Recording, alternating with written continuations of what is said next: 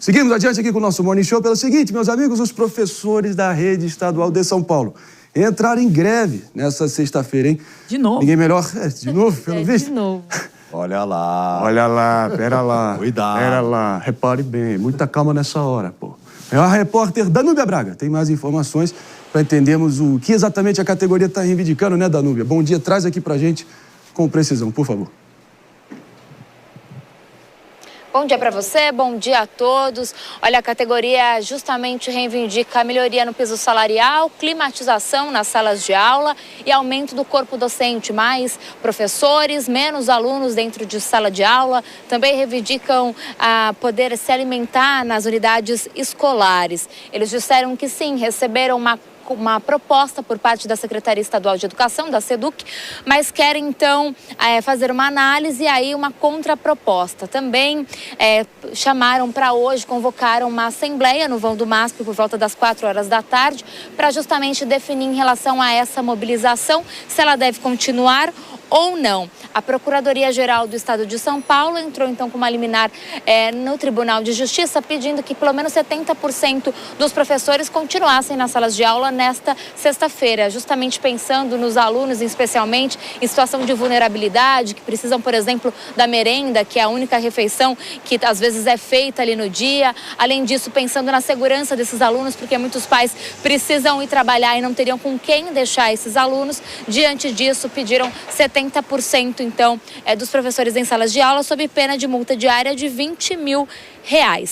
Com isso, o tribunal, então, reconheceu que, embora o direito da greve seja constitucional, não pode, então, colocar em risco a vida ali de terceiros. Além disso, foi convocada também uma audiência de conciliação para o dia 5 de maio. Certamente a gente vai acompanhar. Hoje, então, às 4 horas da tarde, está prevista essa assembleia na Avenida Paulista, no MASP, para saber se eles devem continuar com a greve ou não. Volto com vocês no estúdio. É isso aí, Danúbia. A gente segue adiante aqui, já repercutindo com a bancada. David, tem mais informações? Na Câmara Municipal ontem as discussões foram acaloradas, porque justamente os professores estavam por lá. Agora é fato que os professores estão sem receber um reajuste já há algum tempo. Há a promessa do governador Tarcísio de Freitas de reajustar os salários dos professores, mas até agora essa promessa não foi atendida. E aí ontem, pela fala de alguns vereadores e até mesmo algumas colocações, atribuindo como se os professores fossem vagabundos. Então acho que deveria rever algumas questões relativas a isso, porque são os professores que podem garantir mais acesso a principalmente a segurança pública, que é uma das grandes reivindicações que a gente tem e atualmente não temos. E, claro, a gente evita generalizar pro bem e pro mal nesse programa sempre, mano, mas quero te ouvir até porque, querendo ou não, é das categorias mais importantes da nossa sociedade. Com certeza, mas a gente precisa ser muito objetivo e sincero em dizer que, apesar dos professores serem uma categoria extremamente importante, quando a gente olha o retorno para o pagador de impostos, ou seja, como está a qualidade do ensino dos alunos brasileiros, o nosso desempenho nos testes internacionais é pífio, é péssimo, é vergonhoso. Quando um funcionário tem um desempenho pífio, ele não deveria se sentir tão confortável assim em pedir aumento salarial. Então, meu primeiro ponto é esse. Nós precisamos lembrar que quem paga essa conta é a família dos alunos e que muitas vezes a família dos alunos da rede pública ganha muito menos do que os professores estão ganhando. E não estão tendo o serviço com a qualidade que deveriam ter. Primeiro ponto. Segundo, o sindicato dos professores precisa entender o que deseja da vida, porque eles dizem que entre as reivindicações está, por exemplo, climatização, infraestrutura da sala de aula, mas é o mesmo sindicato que entrou na justiça para atrapalhar o processo de concessão de PPPs para cuidado da infraestrutura da rede pública de São Paulo. Que é uma solução para o problema da infraestrutura. Então, o que é que desejam de fato? Essas são questões que a gente precisa tratar como adultos. Não dá para fingir que simplesmente, porque é professor, e é claro que professores são uma categoria muito importante para que o país tenha chance de futuro, mas isso não dá salvo-conduto para qualquer coisa, para não entregar qualidade na educação e para sabotar soluções que efetivamente podem ajudar a melhorar a infraestrutura das salas de aula. Então, mas parece que o discurso fica muitas vezes na narrativa. Por exemplo, tem vereador propondo para que os professores sejam submetidos a teste toxicológico e até mesmo o uso de câmera corporal, assim como acontece com os policiais. Até tá tendo uma briga agora recente em relação a isso, porque o Estado de São Paulo não quer o armazenamento das imagens de forma ininterrupta, ou seja, a gravação que seja contínua no turno policial, porque ao longo de 5 anos geraria um custo de 766 milhões de reais aos cofres públicos. Aí, em vez de ter propostas por parte dos parlamentares também de, olha, vamos avançar no sentido de ter uma climatização, de ter uma escola mais adequada para dar mais condições aos professores e dessa forma melhorar a infraestrutura da educação, não vem com essas questões assim, que parece que é o professor que é realmente o vagabundo da história, não quer ensinar e a situação fica cada vez mais complicada. Então acho que precisa rever num âmbito geral e parar também com essas narrativas de que, olha, vamos ver de perto e populismo barato que é feito com base também nessa falta de reajuste por parte dos professores. E fazem da defesa do aluno o slogan, mas é o aluno que vai ficando para fora da sala de aula, refém dessa situação. Temos que lembrar desse pequeno e incômodo fato, né, Dias? Não, sim, e a greve ela atrapalha bastante num país que, embora a pandemia pareça distante, o atraso em relação ao aprendizado foi grande e isso ainda está sendo resolvido, isso está sendo ainda endereçado, foi devastador. Então, quando a gente tem esses períodos de greve, quando a gente tem essa paralisação, quem sofre mesmo são os pais, são os alunos que não vão ter o acesso à educação que é tão fundamental para esses jovens. Cada dia de sala de aula perdido é um grande dano a essas crianças, a esse grupo. Então a gente precisa entender também que boa parte dessas demandas, e eu acho que são demandas, eu acho que a categoria ela tem demandas válidas, que eu acho que ela se atrapalha muito a ter todo um discurso construído contra a iniciativa privada e contra a modernização do sistema via PPPs, via outros sistemas que estão mais ligados ao setor privado. Eu acho que eles se atrapalham, concordo plenamente com o Mano nisso, mas as demandas de climatização, de mais apoio dentro de sala de aula, de reajuste, são demandas legítimas. Claro. Mas a grande questão caberia à Secretaria de Educação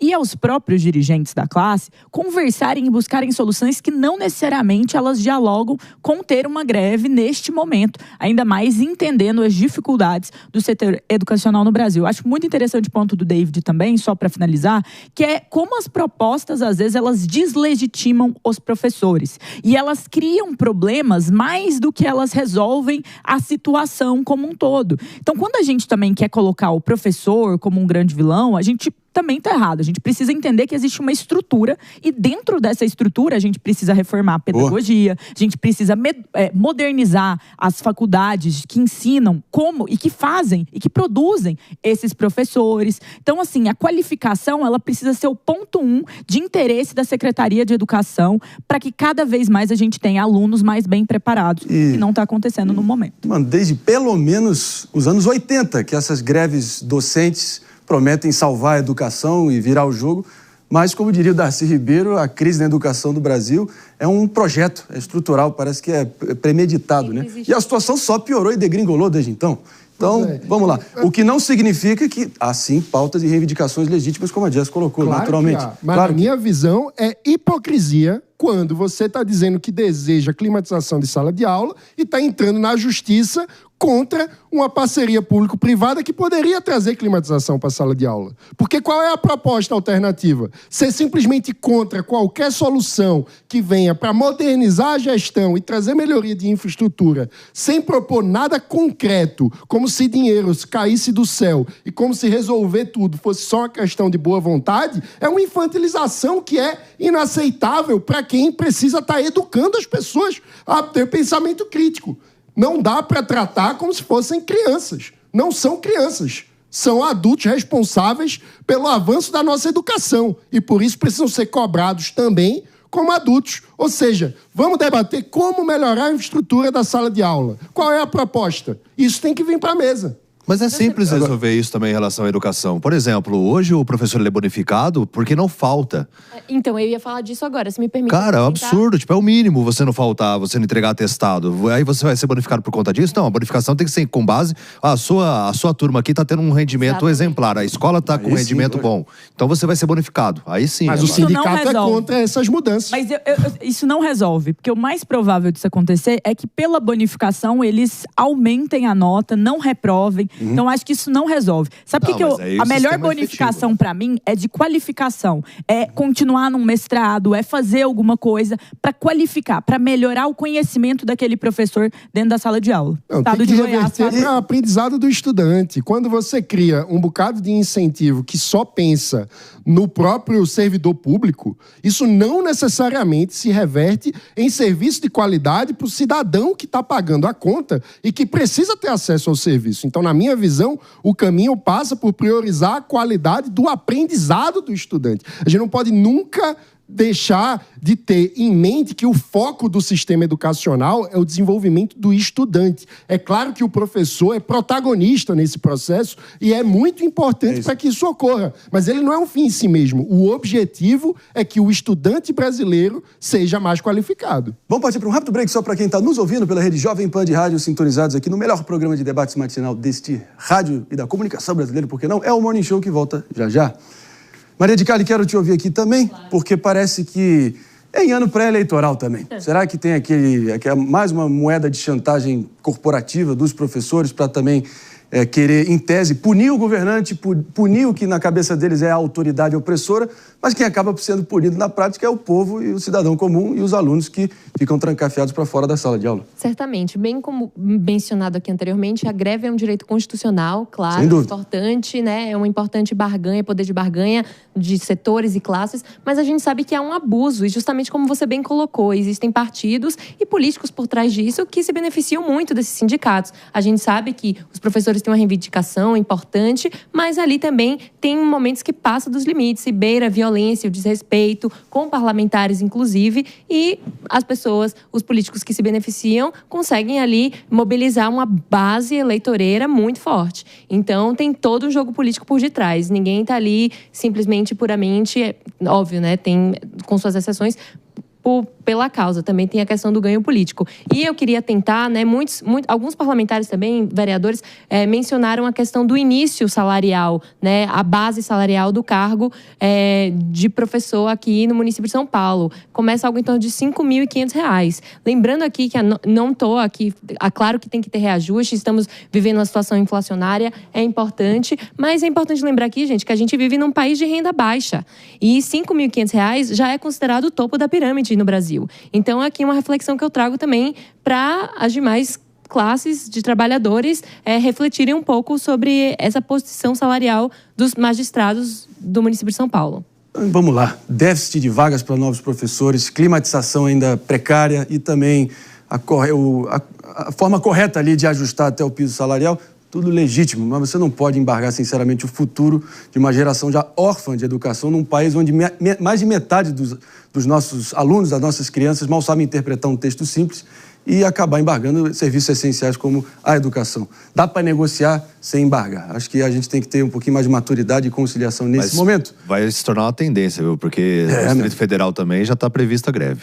Mas até o governo federal, né? Puxa o outro. A gente está falando sobre a lógica da política no ano que vem, mas até o governo federal cortou verbas astronômicas da educação. Verdade. Então, quando a gente olha para essa mobilização, quem apoiou determinado partido aí e o governo federal sobre a lógica de que a educação seria valorizada, está vendo os cortes também chegarem. Em compensação, São Paulo tem investido muito, querendo ou não, na educação. E quando a Maria traz esse ponto do salário, a média salarial do professor em São Paulo é superior à da ampla maioria dos estados.